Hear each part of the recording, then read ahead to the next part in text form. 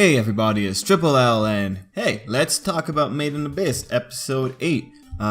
First off, apologies, I missed the last 2 weeks because of personal reasons, but yeah, back with Made in Abyss. I do plan to cover this series until the last episode. It's been a really fun one.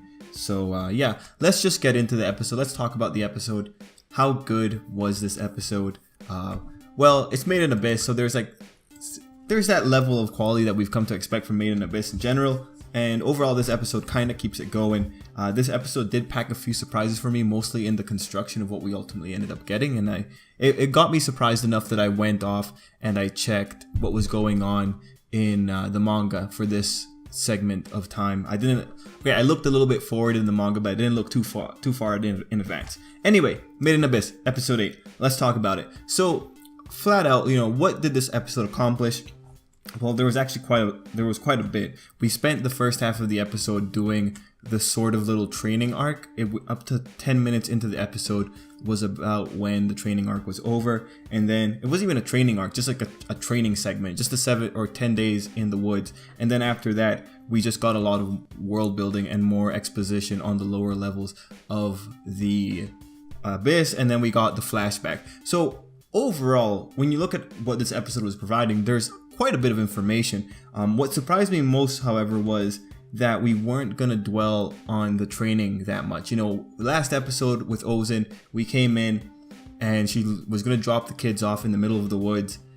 And I really honestly thought we were going to spend a full-on episode in there and just showing the trials and tribulations that the kids were going to go through. And we ended up getting that to some degree, but it wasn't as challenging as I thought it would be. Or at least the episode and the manga in conjunction didn't give it that much time. So I went to go check the manga and I thought, okay, is the anime adaptation just skipping over a lot of the training arc? And it's mostly no, the manga actually treated it the same way. So I thought that was kind of refreshing. I didn't expect that.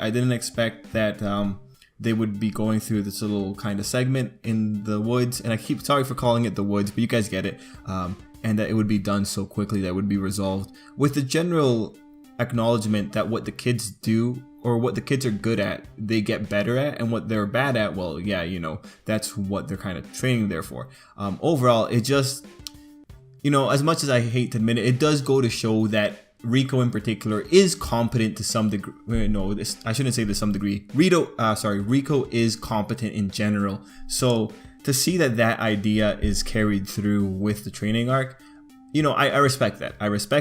I wish it wasn't so easy for her, but then again, this girl has been training her whole life for going into the abyss. And yeah, there's going to be moments that she does mess up. Like the people do point out, she does still have a few weaknesses, a lot of weaknesses coming from the fact that she is a child. But what she's good at, she's good at. Overall, it's a very refreshing thing, and I do like that they respect that Rico, or that the writer did respect that Rico is competent to a degree. And I'm going to use to a degree, but overall, I was very surprised that we just dealt with it very quickly. I think that was very good. I appreciated it. And then once we're done with that, it really does bring into perspective that this is largely a wrap-up episode. This is an episode that's just finishing up and tying a nice little knot on the Ozen storyline. And when I went back to look at the manga, we look at the flashbacks in this episode, and the manga actually had the flashbacks occurring a little bit earlier. So what the anime ended up doing was that they positioned the flashbacks in slightly better places so as to give closure to the Ozen character. Or not closure in the sense of traditional closure, but closure for us. We finish up her flashback and we get to see Liza in the flashback. We get to see her full-on face. I really appreciated that. I thought that was pretty cool. And it's cool to see Liza. I'm pretty sure she's the thumbnail for this video. But I really enjoyed the whole flashback sequence. Ozen goes through, in the flashback, I really enjoyed when Liza brings up her husband and then you just see Ozen's face. That was funny. That was a very funny way of using Ozen's characteristics there. But overall, I did enjoy the flashback. I enjoyed seeing Rico's time in the abyss, when she was born, the moment that Ozen realized that the dead thing came back to life in the box. Those were all very nice moments, and overall, I think the flashbacks were done very well. In comparison to the manga, I think the way that the anime positioned or timed the flashbacks I think it left a little bit more of an impact, especially because the anime had that really awesome track at the end of the episode. Man, I could sing the praises of that song. I don't know why it feels so good, but man, it fits in with the adventurous theme of Made in Abyss. I really enjoy it. That was pretty awesome.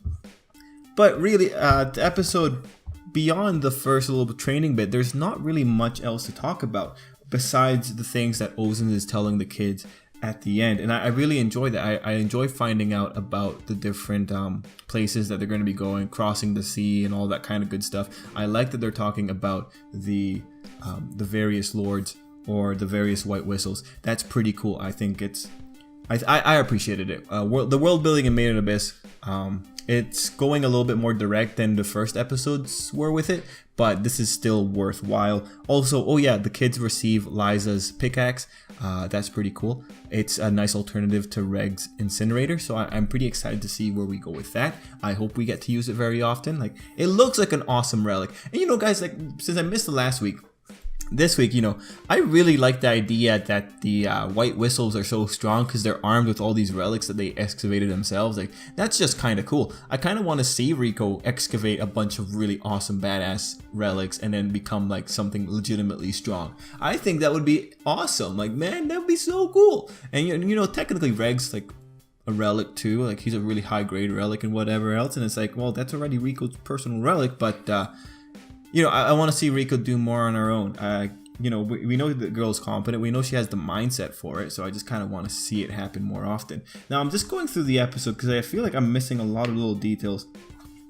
Oh, there was one detail that I really appreciated, and I didn't get to talk about it last week because I didn't make a video, but Ozen in general, when you look at her character, like, she's always hunched over or she's like standing normally. In last week's episode, it was very jarring because the transition between the scenes were happening so abruptly, and abruptly she would change her posture. This week I really appreciate it because we see her hunched over, and then when she stands back up, there's a fluidity in that scene where she cracks her neck back into normal position. It's like, oh, that was both gross, but I appreciated that they put that in there because that was what I was lacking in the last week's episode. So I like that little neck crack that we had from Ozen. It's a very small moment. It only lasts like 3 seconds, but man, I appreciated it. It made sense with what was going on with Ozen's posture. I'll try to put a picture of what I'm talking about. You know, she's hunched over and then she's standing back up like normal. Let's see, anything else I really want to talk about? No, you know, it's like, this was largely just closing up on Ozen, closing up on Murloc, who's there too. Ozen's character, I really appreciate it. Like, you know, we get the details on her character from the flashback, but I do respect that she, at the end of the day, did go and tell the children exactly what they were going to be facing and exactly what horrors are waiting down in the depths of the abyss. I really appreciated that. Overall, I think Ozen's a respectable character. She's a bit unhinged, but this is the level of unhinged that I can kind of deal with.